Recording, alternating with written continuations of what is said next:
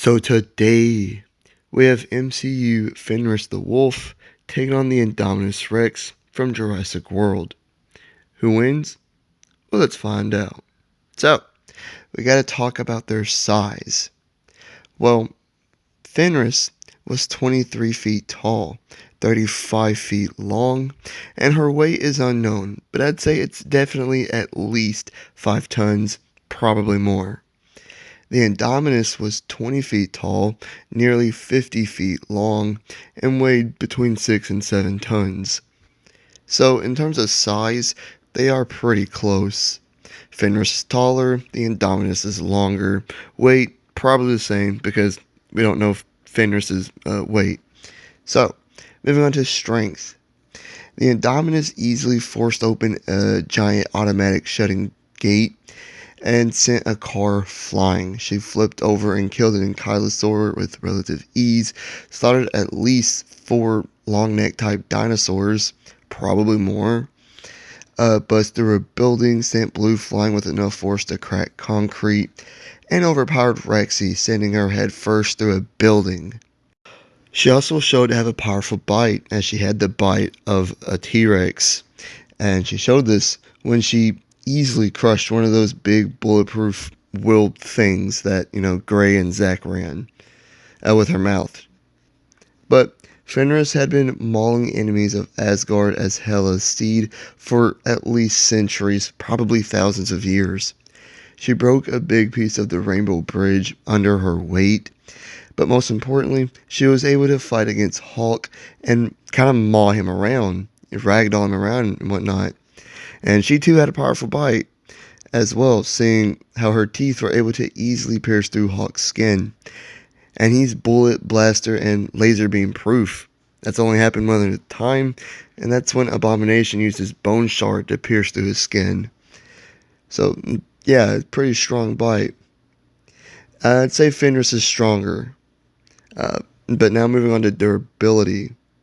Fenris was bulletproof, easily shook off a fall off the Rainbow Bridge, and took hits from Hulk, even being suplexed by him, and she basically landed on her head. She only died because she fell into an abyss, an internal abyss, really.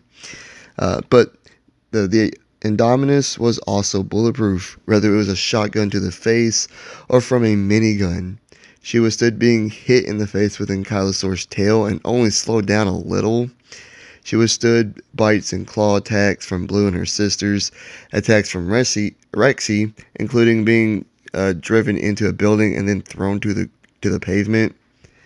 And then she got right back up after an RPG rocket explosion knocked her over, and she didn't have any burn wounds at all. She only died because of the much bigger mosasaur. I'd say it's pretty close here. With speed, the Indominus Rex could run just as fast as Rexy, who can move at 30 to 35 miles per hour. She did also dodge an RPG rocket and outpaced a helicopter. Fenris doesn't have any speed feats, but regular wolves can run up to about 35 miles per hour. And she's probably faster than that. So in terms of travel speed, Fenris is faster. But now let's talk about the Indominus's intelligence. She was so smart to the point she could set traps and strategize, and also had a long-term memory. She was able to remember where they put in her tracking device. She outsmarted everyone to escape her enclosure. And she scared all of these flying dinosaurs to take out the helicopter that was chasing her. She also had quickly realized she couldn't get through the tough armor of the ankylosaur, and that she had to flip it over in order to kill it, which she did. And that shows great adaptability while in a fight. She could also camouflage herself too, but that's only really useful for stealth and ambush. She also had long arms and hands that she could grip onto things. She could move around in all fours, and these arms were equipped with very large and sharp claws. And it's these claws that really gave her the edge over Rexy. during their fight. Also, upon escaping her enclosure, she went on a brutal warpath, killing everything in her path, from people to the largest of dinosaurs in the park. But Fenris was Hela's noble steed. She rode into battle, and her and Odin's quest to take over the realms. This means she's fought in countless battles and wars. So, who wins between these two monsters? Well, the Indominus probably had a more powerful bite, shown to be smarter, can camouflage, and has her more usable arms and claws. Fenris was taller, stronger, and heavily more experienced. So, despite the Indominus having more advantages, which normally leads to one's victory, she is not beating Fenris. This is because of how well she did against the Hulk. And I have a hard time believing the Indominus could do even remotely as well as Fenris did.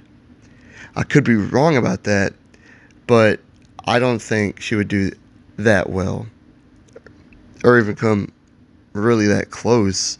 Fenris held her own very well with Hulk.